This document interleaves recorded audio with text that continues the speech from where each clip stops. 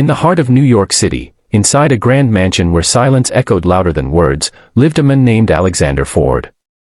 A billionaire by every definition, owner of multinational companies, respected by everyone, feared by many. Yet despite his empire, his heart was an empty room. His wife had passed away during childbirth 2 years ago, leaving behind their only son, Ethan. Since that day, Alexander's world revolved around boardrooms, profits, and success. But the one thing he couldn't buy was peace. Ethan's laughter, his innocent cries, and the little things that reminded him of his late wife, all of it became a painful melody he didn't know how to face. He hired nannies, dozens of them. Some lasted a week, others just a day. They all saw the house as a job, not a home.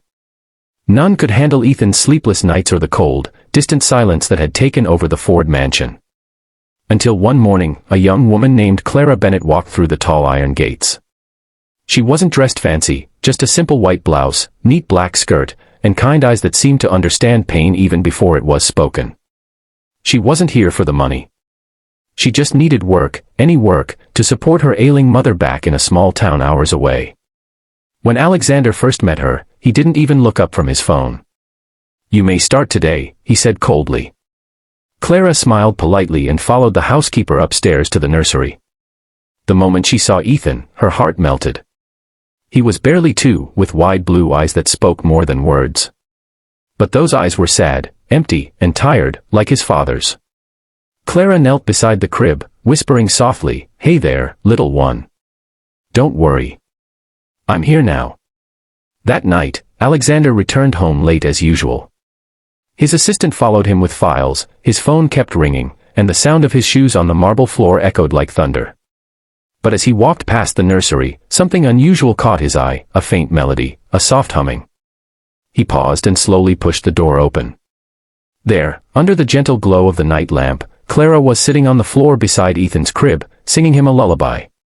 The baby, for the first time in weeks, was sleeping peacefully, his tiny hand clutching her finger.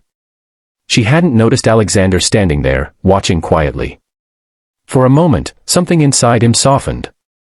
Then he turned away, telling himself it was just coincidence. Days passed. Clara brought life back into the mansion. She played with Ethan, told him stories, cooked for him, and even made the old maids laugh again. The once silent house now echoed with joy. Alexander noticed the change, though he never said anything. He'd often stand at the door, watching from a distance as Clara danced with Ethan in the garden, her laughter like sunshine breaking through his clouds. He'd smile faintly, then quickly turn away, burying himself in his laptop again. But one evening, everything changed. Alexander came home earlier than usual. The house was quiet, the sun casting golden shadows through the windows. He placed his briefcase on the table and walked toward the nursery. The door was slightly open. What he saw made him freeze where he stood. Clara was lying on the floor, fast asleep, holding Ethan in her arms.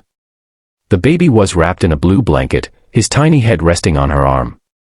There was no expensive bed, no comfort, just the floor, a pillow, and a woman who had given her all to make the child feel safe. A half-finished bottle lay beside them. Alexander's eyes softened, his heart trembling for the first time in years. He whispered to himself, "She held my child, like a mother." He quietly stepped closer, careful not to wake them. For the first time, he noticed how peaceful Ethan looked, no tears, no fear, just calm. And Clara, with her tired yet gentle face, had a kind of grace he hadn't seen even in the wealthiest of women. It was pure love, the kind that money couldn't buy. The next morning, Alexander asked Clara to meet him in the garden. She looked nervous, thinking she might be fired. "I'm so sorry if I did something wrong, sir," she said softly, lowering her eyes. Alexander smiled faintly. "You didn't do anything wrong, Clara. In fact, you did something no one else could." She looked up, surprised. He continued, "You gave my son what I couldn't, love. You made this house feel alive again." Clara smiled, her eyes glistening. "He just needed someone to hold him, Mr. Ford. Sometimes, that's all a child needs." Those words pierced straight through his soul. That night, Alexander couldn't sleep. He thought about how much he had lost, his wife, his peace, his sense of family. Yet this simple woman had given him a glimpse of everything he'd been missing. Weeks turned into months. Alexander started spending more time at home. He'd join Clara and Ethan for breakfast, take them on walks, and slowly the walls around his heart began to fall. One afternoon, Ethan took his first step, right into Alexander's arms, while Clara clapped with tears of joy. That was the moment Alexander realized, this was the family he never expected to have again. But the world outside didn't see it that way. Rumors began to spread. The billionaire and the nanny, they whispered. Some said she was after his money, others claimed he had lost his mind. When Clara overheard the gossip, she decided to resign. I don't want to cause you more trouble, she told him quietly. You've already done enough for me. Alexander's heart sank. Clara, you can't just leave. Ethan needs you. She smiled sadly. He needs you, Mr. Ford. You're his father. He's already found love, you just need to believe you can give it. And with that, she packed her things and left. Days felt longer after she was gone. Ethan cried at night again. The house returned to silence. Alexander tried to focus on work, but her absence echoed in every room. He realized too late that he didn't just miss the laughter, he missed her. 3 months later, during a charity event, Alexander spotted a familiar face in the crowd. Clara was there, wearing a simple blue dress, volunteering to serve food to orphans. Her smile still had the same warmth. He walked up to her, his voice trembling slightly. You left my house, Clara, but you never left my heart. Clara looked shocked, her eyes welling up. Mr. Ford, she whispered. He took her hands gently. You said I needed to believe I could love again. You were right. But I also learned something else. Love isn't something you plan. It's something you find, when you least expect it. I found mine, sleeping on the nursery floor. Tears rolled down her cheeks as Ethan, now a little older, ran up behind Alexander and hugged her legs. Mommy, he shouted joyfully. Clara froze, looking at Alexander in disbelief. He smiled. He's been calling you that for weeks. That moment said everything words couldn't.